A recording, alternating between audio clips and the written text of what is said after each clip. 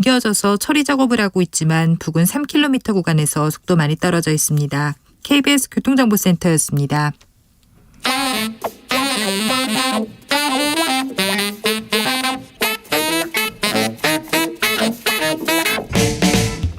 세계는 넓고 이슈는 많다. 우리의 시야를 국제적으로 넓혀보겠습니다. 국내 뉴스, 국제 이슈 다 덤벼라. 지금은 글로벌 시대.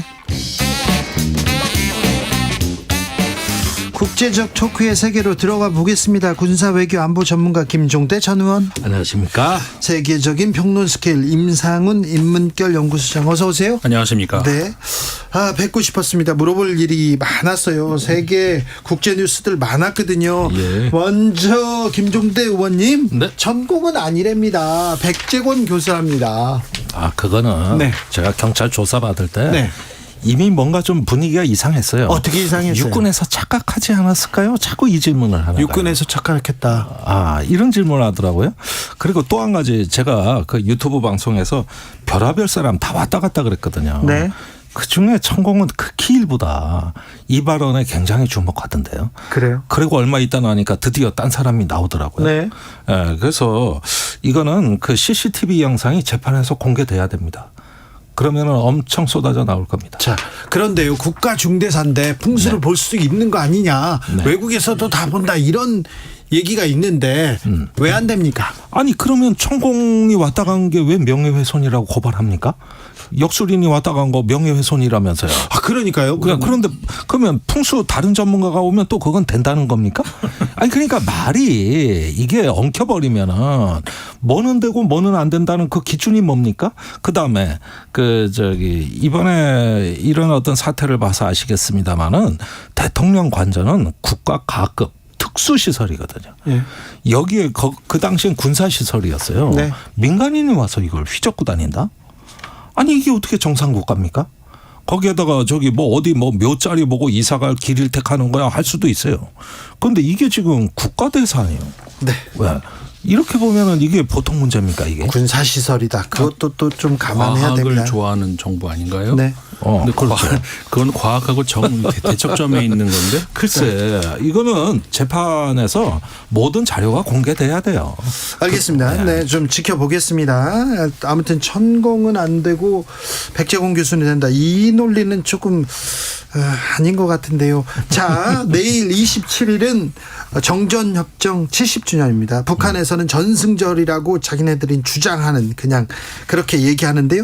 그런데요, 이 행사에 중국과 러시아의 고위급이 온다면서요. 처음 있는 국제 행사네요. 예, 특히 러시아입니다. 네.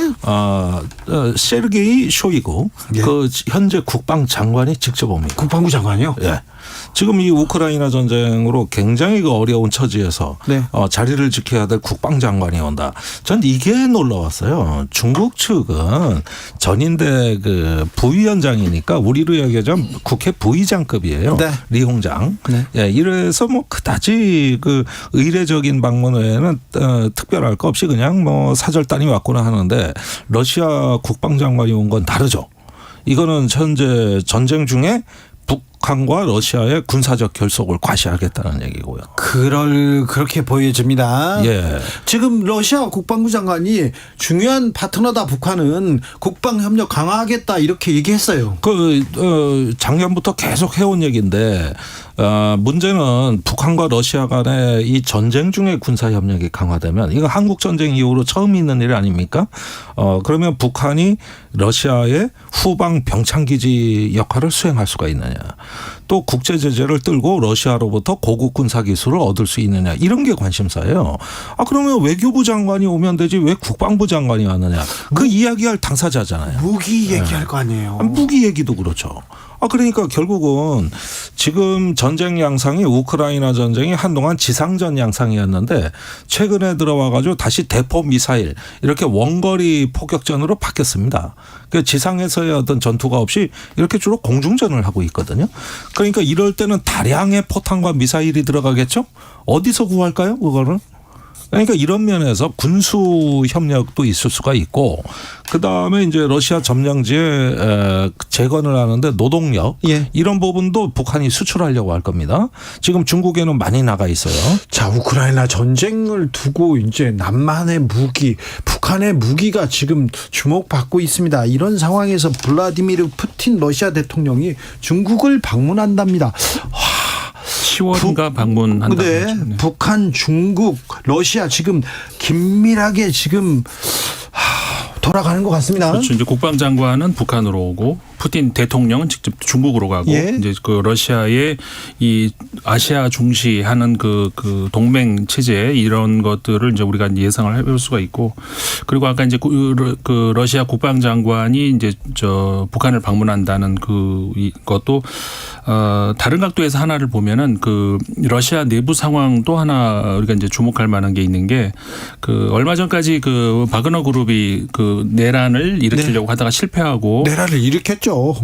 그렇죠. 근데 뭐 어쨌든 성공 끝까지는 못했으니까. 그리고 지금 벨라루스에 가 있는데 그 얘기도 사실 되게 중요한 얘기가 하나 있죠. 지금 벨라루스 가서. 네. 근데 어쨌든 네, 폴란드 이야기. 근데 그때 이 바그너 그룹이 노렸던 것이 바로 이 쇼이구 국방장관이었는데, 네. 그러니까는 그 내부 갈등이 그 내란 수준까지 가는 그런, 그러니까 사실 바그너 그룹이 노렸던 것이 푸틴 대통령은 아니었거든요. 그렇죠. 근데 이쪽 쇼이구 국방장관을 추구하는 어떤 그 일련의 그룹을 노렸는데, 그 이후로 바그너 그룹은 벨라루스로 밀려나고 그 쇼이구 국방장관이 직접 외국 방문까지 한다는 것은 푸틴 대통령이 힘을 그쪽으로 실어줬다. 이 점을 또 하나 이제 우리가 볼 수가 있는 것이고요. 그러니까 러시아 입장에서는 어느 정도 이제 이 푸틴 대통령의 어떤 저 비선 라인하고 그다음에 정부의 이제 그 공식 라인하고 두 개가 충돌을 했다가 어떻게 보면은 푸틴 대통령이 다시 공식 라인으로 정비를 했다. 이렇게 또 하나 이제 볼 수 있죠. 제가 오늘 중국에서 귀국을 했는데, 네. 네, 중국 학자들하고도 이렇게 대화를 해보면서 언뜻 느끼는 건데, 한미일 군사동맹 강화에 엄청나게 관심이 많아요. 그래요. 네. 그러니까 들리는 얘기는 시진핑 주석이 예. 직접 이 문제에 질문을 많이 한다는 거예요. 네. 그러니까 이게 중국의 최고 지도부가 지금 이 한미일 또 인도 태평양 국가들의 어떤 그 동맹 네트워크 이거에 굉장히 민감하더라고요. 그러려니 했지만 현재에 가서 보니까 더 심해요. 그런데 이런 부분이 북중러 간의 긴밀한 교류하고 연결이 관련이 없다고 볼 수가 없죠. 그렇죠. 당연히 이어지는 겁니다. 그러니까 푸틴의 중국 방문, 또 러시아의 국방장관의 북한 방문, 그러면서 북한이 이번 자기네 전승절을 그 핵무기의 모든 종류를 다 내보일 것 같습니다. 그러니까 최대 규모의 열병식을 해가지고 거기에서 중국 러시아 대표가 박수라도 치면은 이거 나중에 봐라 중국 러시아도 우리 핵무기에 찬성했다 이렇게 이용할 수도 있어요. 지금 그럴 상황까지도 갈 수 있는 겁니다. 그러면은 지금 그 북한에 대한 우리 안보 비용이 굉장히 급격히 증대할 수도 있다는 거 지금 이 문제 심각성을 알아야 돼요. 그러니까 한쪽에서 한미일이 강화되면은 반드시 그에 맞춰서 반응이 나오는데 그 균형 어떤 것이고 그렇죠. 이렇게 보다 나면은 이 오히려 북한으로서는 우크라이나 전쟁의 기회입니다. 이럴 때를 이용해서 영향력을 더 높이고 그렇죠. 자기네 핵무장을 더 정당화하고 내외 동의를 구할 수 있는 이런 큰 판으로 열병식을 유도해 나간다는 것이죠. 그러니까 이게 이게 한반도 주변으로 해가지고 지금 말씀하신 것처럼 한미일, 그다음에 북중러 이렇게 다시 우리 사실 얼마 전까지만 하더라도 북한을 가운데 놓고 육자 회담 이런 구도에서 이제는 완전히 옛날 구도로 돌아가 버린 거예요, 완전히. 근데 이런 것이 우리가 좀 냉정하게 주시를 해봐야 될 것이 참 볼 게 많습니다, 되게. 지금 의원님 지적하신 그 부분도 있고 또 하나가 또 뭐가 있냐면, 그러니까 거기에다가는 이제 그 북한이 자꾸 핵미사일, 그러니까 미사일을 시험하는 이런 것들도 결국은 우리 핵 보유국으로 인정해달라는 어떻게 보면 계속해서 시위를 벌인다, 무역 시위를 벌이는 그 측면으로 이제 봐야 되는 것이죠. 말씀하신 것처럼 중국하고 러시아가 그거를 이제 암묵적으로 인정을 해주고 이렇게 되면 이제 큰 어떤 그 압박 효과가 있기 때문에 그다음에 또 하나 봐야 되는 것이 이렇게 한미일 구도 그러니까 우리가 자꾸 북중러 하다 보면 그 한미일 또 이렇게 되는데 이 한반도에 있는 그 유엔 그 사령부가 말이죠. 지금 미국이 중심이 되어 있잖아요. 예. 그리고 그러니까 미국이 사실상 거의 이제 그 주도를 했죠. 그다음에 그 미국의 육군이 주도를 하고 이제 공군이 사령관으로 이렇게 한참을 그렇게 하다가 이게 최근에 와가지고 이제 캐나다 그 뭐 영국 이렇게 그 참여를 하고 있단 말이에요. 그러니까 그 한마디로 그 부사령관으로 이렇게 오고 있는데 그 핵심 참모부에 한국군은 한 번도 들어간 적이 없습니다. 유엔 사령부에. 아, 그렇습니까? 예, 회원국이 아니죠. 예, 그런데 최근 들어와서 이상한 어떤 그 낌새가 보이는 것이 자꾸 미국 쪽에서도 그렇고 그다음에 그 지금 부사령관 그 유엔 사령부 부사령관으로 있는 영국 사람인데 중장인데 이 사람도 그런 이야기를 하고 뭐냐면은 일본이 어떤 일정한 역할을 해야 되는 것 아니냐. 그러니까는 한반도에서 활동을 하고 있는 일본이요? 예, 일본이 어떤 모종의 역할을 해야 되는 것 아니냐라는 말을 자꾸 흘려요. 그러니까 결국 일본이 한반도에 들어와서 일본 군사가 한반도에 들어와서 모종의 역할을 해줘야 된다는 그건 안 되죠. 그러니까 지금 우리가 그러니까 자꾸 제가 말씀드린 그거거든요. 한미일 이렇게 하다 보면은 지금 우리도 막 그 잠깐 정신을 놓은 사이에 그렇게 이제 구도가 흘러간다는 거예요. 정작 한반도에서 한국군은 핵심 참모에서 빠져 있는데 이제 일본군이 들어오게 생겼다는 얘기죠. 아, 그게 박근혜 정부 때 주한미군 사령부가 펴낸 플레이북이란 책에서 일본을 전력 제공국으로 명시를 해버린 겁니다. 미군들이. 예. 그러니까 이게 뭐냐 하면은 유엔 회원국은 16개 회원국인데 그중에 9개국이 전력 제공국으로 돼 있어요. 그러니까 유사시 9개국으로부터 군사력을 받는 겁니다. 한반도에서. 그런데 공교롭게 유엔 사령관 휘하에 일본 내 4개 군사기지가 유엔 사령관 통제하에 들어가 있으니까 네. 일본의 역할이 더 크다는 거예요. 이렇게 일본은 기지를 제공하고 있지 않느냐. 그래서 아예 저 플레이북에다가 그거를 명기해 버렸어요. 아이고.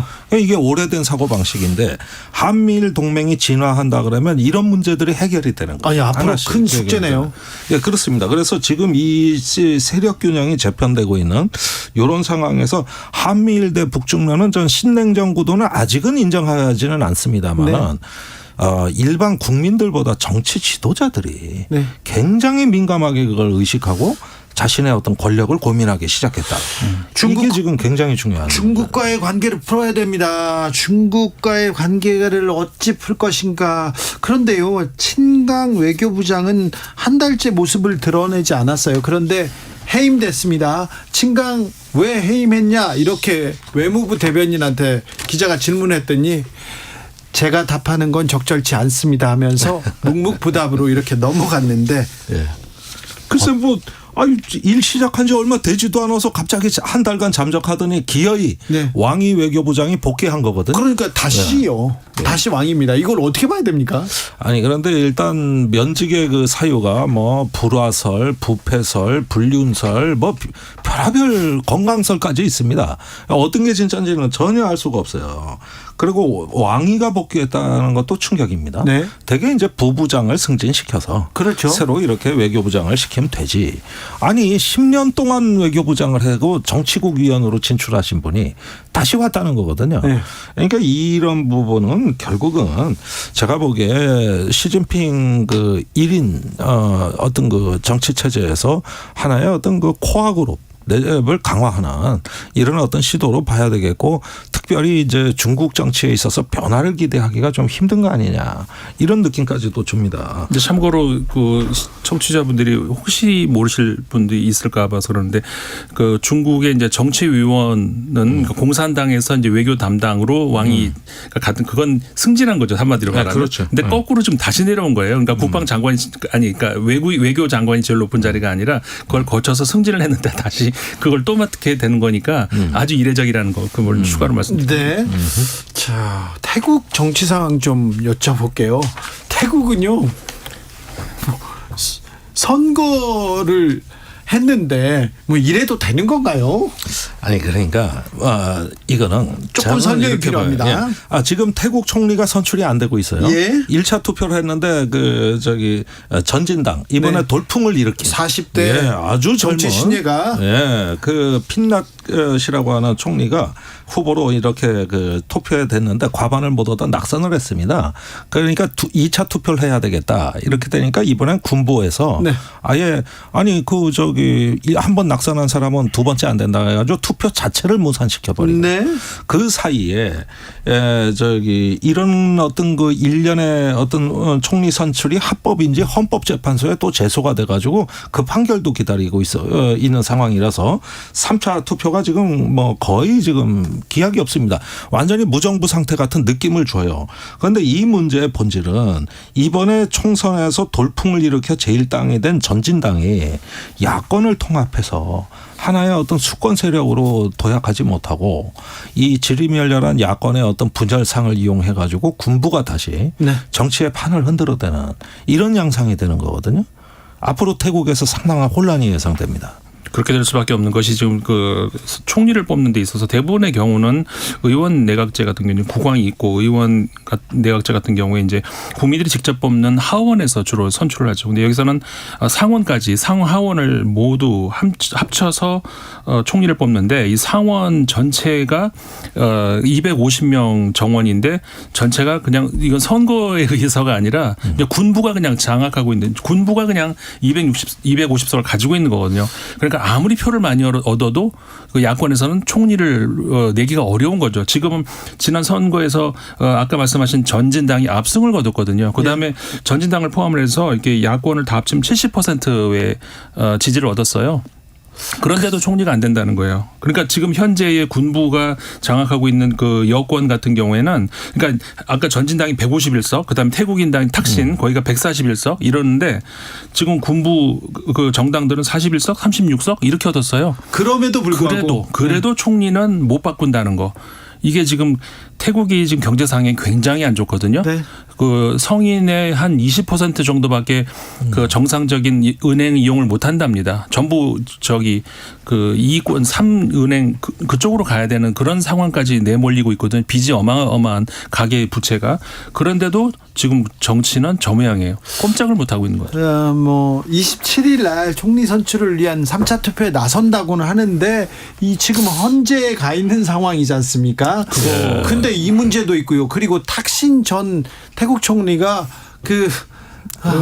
귀국한다고 합니다. 예. 이게 태국 정치는 어떻게 되는 거예요? 예, 그 딸이 공개했어요. 네. 아버지가 귀국하실 거라고. 네. 이렇게 얘기를 했는데 그분이 이제 외국에서도 태국 국내 정치에 막강한 영향력을 또 행사했던 오랫동안 장기 집권했던 총리 아닙니까? 예. 그러니까 지금 이렇게 보면은 어떤 국민들이 표를 모아서 정치의 변화를 외쳐도 네. 이것이 하나의 거버넌스로 조직되는 데 있어 가지고 기존 기득권하고 충돌할 때 이기질 못하면 오히려 이런 민주화 열풍이 더 큰 혼란으로 이루어질 수도 있는 비극적 상황을 보고 있는 거예요. 예. 거기에다가 탁신 총리까지 이제 귀국해 보십시오. 그러면은 국민들은 탁신 총리도 싫고 군부도 싫다는 거거든요. 그래서 전진당이 이번에 돌풍을 일으킬 건데 그런데 다시 이제 구앙시앙 레짐이 다시 오는 거 아닙니까? 이렇게 됐을 때 이 변화에 대한 열망을 결국 받아안지 못하는 어떤 정치에 대한 불신 네. 얼마나 심각하겠습니까? 거기에다 또 왕정이에요. 예. 이 범군 주제입니다. 또 사회 불안. 그러니까 이제 왕실은 이런 걸 또 비호하고 있고 이렇게 되는 왕실 것이죠. 모독죄에 걸리면 15년 징역까지도 할 수 있는 15년 중에 이렇게 되는 것이죠. 김종대, 임상훈 두 분에게 잘 들었습니다. 감사합니다. 고맙습니다. 저는 여기서 물러가겠습니다. 내일 오후 5시 5분에 저는 돌아오겠습니다. 지금까지 주진우였습니다.